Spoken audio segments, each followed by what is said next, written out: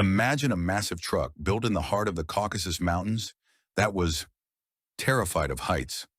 A vehicle that became the first semi-truck in a vast Soviet empire to feature a luxurious sleeper cab, yet routinely drove its drivers to nervous breakdowns. A machine that, right after its grand rollout from the factory, made you want to park it in a garage and rebuild it from scratch. Meet the Kaz Kolkita, the symbol of the Georgian automotive industry, the Soviet Union's first mass-produced cab-over truck, and quite possibly the biggest headache for truckers of its era. Taming this stubborn machine was a true test of endurance, and this dramatic story began like this. After World War II, the Soviet Union desperately lacked machinery for reconstruction. A new heavy machinery plant was ordered to be built in Kutaisi, an ancient city in warm, sunny Georgia, far away from the cold industrial centers of Russia. In 1945, it started small, just manufacturing parts for Moscow-built trucks. But ambitions grew. By 1951, the factory rolled out its first full-fledged truck. The enterprise quickly expanded into a massive, independent auto plant. They experimented with everything, from highly specialized trucks for transporting cotton to tiny genius mini-tractors for farmers that consumed just 1 liter of fuel per hour. But their true moment of glory arrived in the late 1950s. In 1958, the factory engineered a domestic revolution by creating the KAZ-606. It was given the romantic name Kolkhida in honor of the ancient kingdom that once existed on Georgian soil. It was a massive breakthrough. The engineers removed the long conventional hood, placing the driver directly over the engine. This provided better maneuverability and a panoramic view. But the biggest shock was the cabin itself. The Kolkhida became the first truck in the USSR to feature a proper sleeping bed. For a 1960s Soviet driver who was used to sleeping curled up on the steering wheel or on the cold ground under the truck, this felt like a suite in a 5-star hotel. The original idea was that the Kolkhida would become the Soviet equivalent of the famous American Ford C-Series, a reliable, compact workhorse. But a massive abyss separated this brilliant concept from the harsh reality of Soviet manufacturing. While American drivers adored their Fords, the Georgian copy was delivered to transport companies almost as a do-it-yourself kit. The truck had plenty of birth defects, and every single one of them became a trucker legend. First, there was the true mountain paradox. The semi-truck was fitted with an old weak engine, producing just 90 horsepower. To put the scale of this tragedy into perspective, a standard American Ford F-100 pickup truck from the exact same year had an engine twice as powerful. Forcing this Georgian truck to pull 10 tons of cargo was like making a pony pull a freight train. The mountain-born machine barely crawled uphill, overheating instantly, while on the descents it flew down so fast that drivers turned gray from terror due to the frankly pathetic brakes. Add to that a colossal fuel consumption of about 50 liters per 100 kilometers. The machine didn't just consume gas, it practically drank it from a bucket.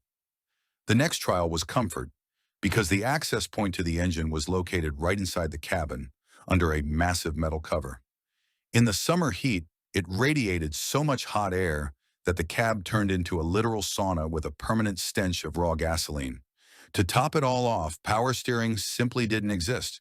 So basic maneuvering and parking of this behemoth required the physical strength of an Olympic weightlifter.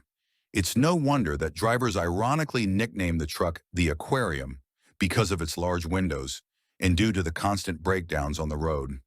The tears of Georgia. A biting proverb quickly spread among the people. A chicken is not a bird, and a Kolkhida is not a truck. Here, a foreign viewer might logically ask, if the truck was so terrible, why didn't people just stop buying it? This is exactly where the absolute absurdity of the Soviet planned economy comes in. There was no free market in the USSR.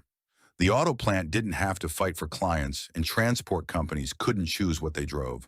The government simply handed down a quota.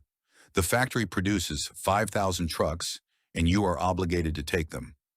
The drivers had no choice. They worked on whatever the system gave them. This injected a genuine sense of doom into their already exhausting jobs. Of course, the factory tried to fix the situation. In the 1970s, they released an updated version with a more powerful 150 horsepower V8 engine. The cabin finally tilted forward for maintenance, just like on modern trucks, and the steering wheel finally got a life-saving power assist. However, the stigma of an unreliable machine stuck with it forever. The most interesting engineering twist happened in the 1980s. The plant developed a highly unique all-wheel drive truck specifically for agriculture. It looked bizarre. The cabin hung far ahead of the front wheels. This was done intentionally to achieve perfect weight distribution on soft soil, allowing the truck to crawl through a field at exactly 2 kilometers per hour, harvesting crops side by side with combines.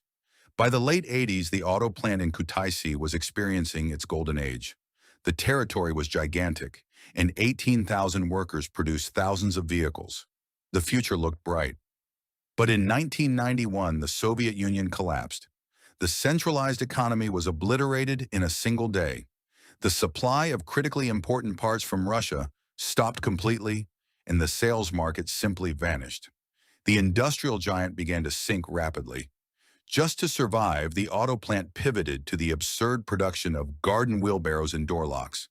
There were desperate attempts to sign contracts with America's General Motors or to assemble Indian SUVs, but the economic crisis of the 90s ultimately destroyed the enterprise.